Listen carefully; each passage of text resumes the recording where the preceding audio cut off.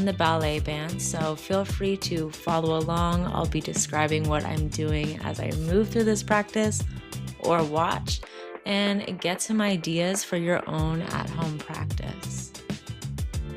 So anytime I'm getting into a flow state with my flexibility training, I just want to let my body relax and move and work out the parts that are just feeling tight, that got tight throughout the day.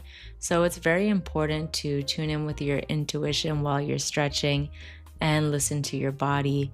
This is also my favorite benefits of having a flexibility practice that is consistent, is that you're able to tune into your body and your intuition so much more simply through the movement practice.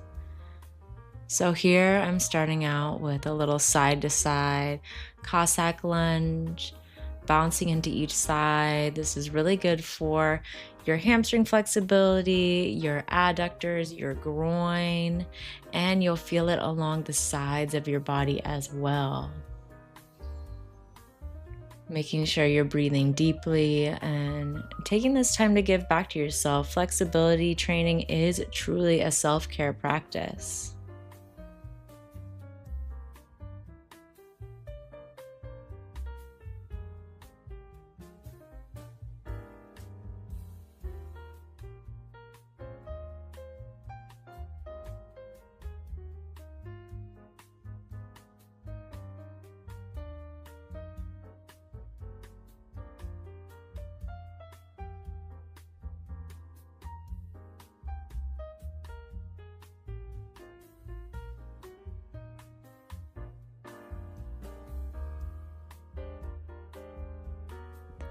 So first I'm starting out with a simple one. You guys have seen me do this before on my channel, grabbing the ballet band and coming up and over.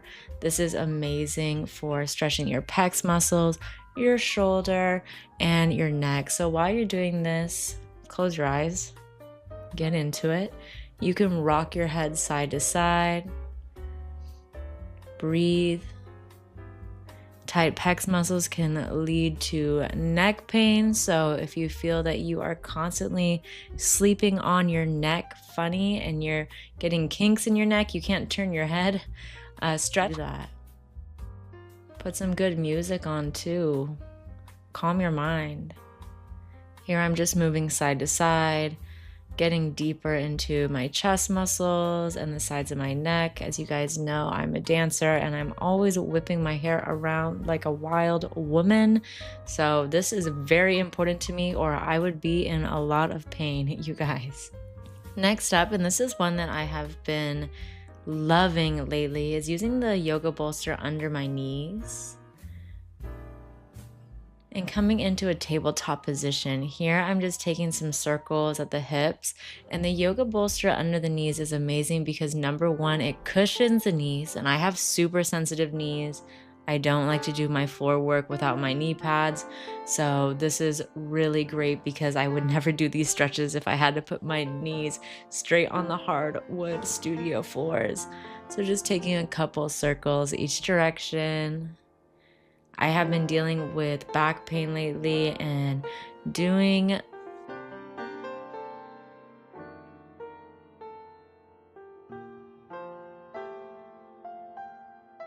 movements in tabletop position are amazing for helping relieve back pain. So I'm just sitting back into a child's pose here with my knees on the bolster.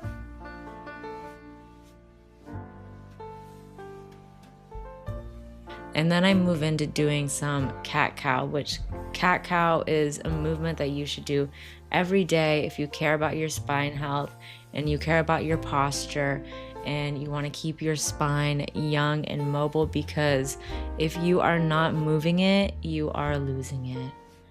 So breathe deeply and take your time. Even when you guys are doing follow along flows on YouTube, if you're doing my videos, hey, feel free to pause the video, slow down. You don't have to follow me exactly. I am a guide. From that tabletop position, I'm pushing back into a down dog and then eventually a wide-legged forward fold, sliding my elbows back onto the bolster. This is very comfortable. I always like to keep some sort of contact with the floor or with the prop. It helps your body actually relax into the stretch.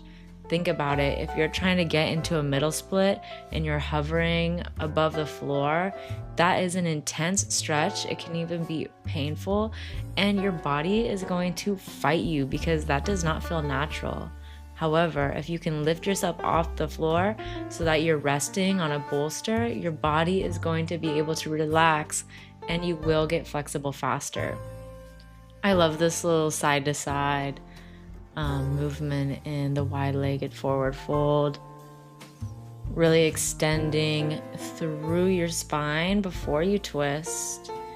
You always want to think about lengthening while you're stretching.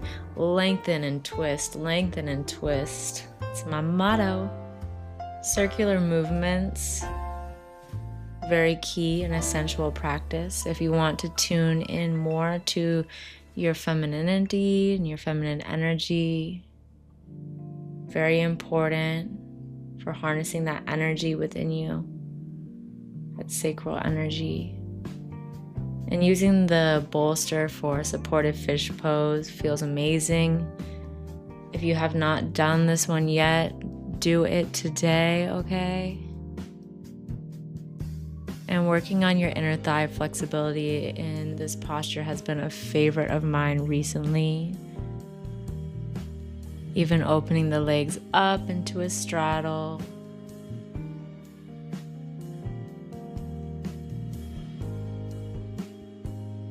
And here you'll see me lifting into a bridge pose. Very important here that you press through the heels. If you sit a lot, this is an amazing one to do. You can even take bigger circles than I'm showing. But yes, you want to make sure that you're stretching out the fronts of your hips, your hip flexors. It's gonna help reduce back pain and just give you all around better posture. Everybody needs to stretch their hip flexors. It's just the nature of the world we live in. I'm finishing off this practice with a simple pigeon pose, resting my elbows on the bolster. One of my favorite movements here is to take a twist, just a simple twist, towards the front knee. It will release your outer hip. This can be very intense if you have tight outer hips and glutes like me. The more you do it, the more your body is going to release. It's like the first time that you do a stretch, it's gonna be the most intense. You have to train your body to want to release. Like if you're someone who's in the gym working with weights, the first time you try a new exercise, your body is like, how am I going to do this? It feels so foreign. Similar for stretching. Your body doesn't really know what to expect, so it's fighting it, doesn't really know how to release. I like to think of my muscles like Play-Doh. Like if you leave Play-Doh out, you haven't touched it in a while, it's gonna get hard, right? Then if you want Play-Doh, we gotta roll you out. And I really like grabbing the foot behind the back. The bolster is great to help lift the chest up if you are not as flexible. Even though I am pretty flexible, I still love using props. Just make the experience more comfortable. We don't always have to do a full split, y'all. Like, it's just about feeling good in our bodies and having good posture.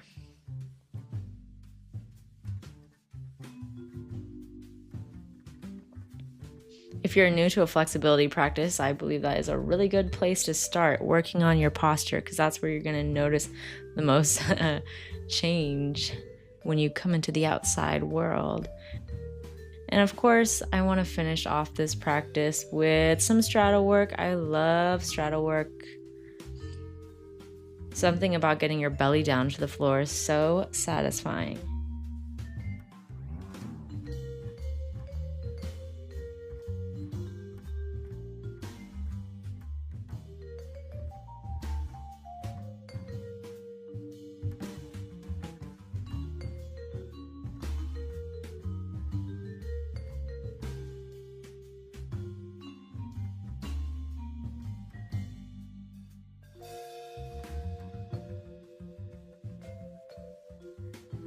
You see that little roll through? And I just did that shake, not for you guys, but for me. It actually helps release out the hips.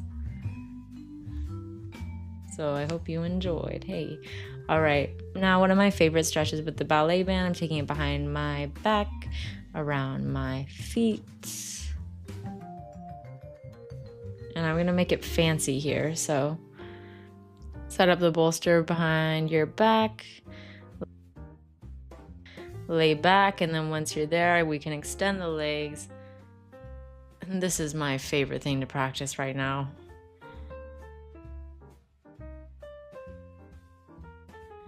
I could stay here for 10 minutes. I should do that sometime and see if I can really do it. You guys can watch me do the whole 10 minutes.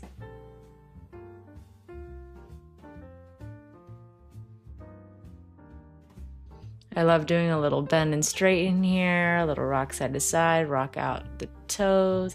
The tension of the band on the bottom of the feet feels so good.